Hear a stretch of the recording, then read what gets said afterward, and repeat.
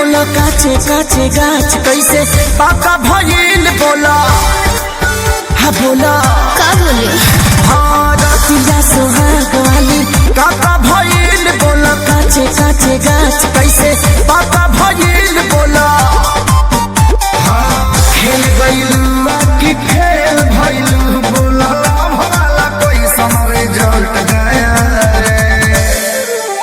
बत्ती कट गया रे अच्छा सैया सट गया रे। बत्ती कट गया रे सैया सट गया रे। सारा मोटर में नट में सलट गया रे। बत्ती कट गया रे सैया सट गया रे। सारा मोटर में नट में सलट गया रे।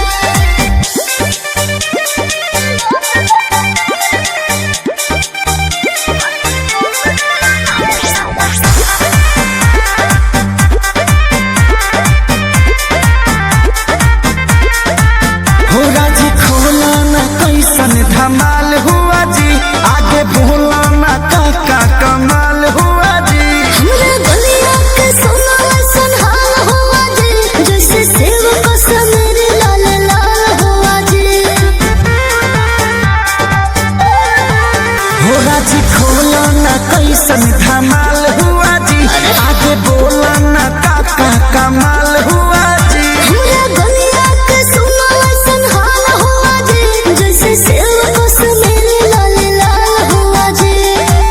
मजा मिला लिया कि साजा मिला प्यार पूरा हुआ कि कुछ घट गया रे। बत्ती कट गया रे सैया सट गया रे। बत्ती कट गया रे सैया सट गया रे। सारा मोटर में नट में सलट गया रे। बत्ती कट गया रे सैया सट गया रे। सारा मोटर में नट में सलट गया रे।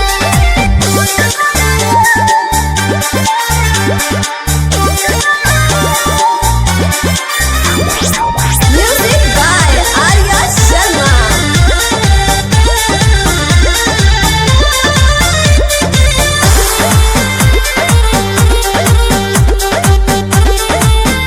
लागे प्यार बेसुमार ये जना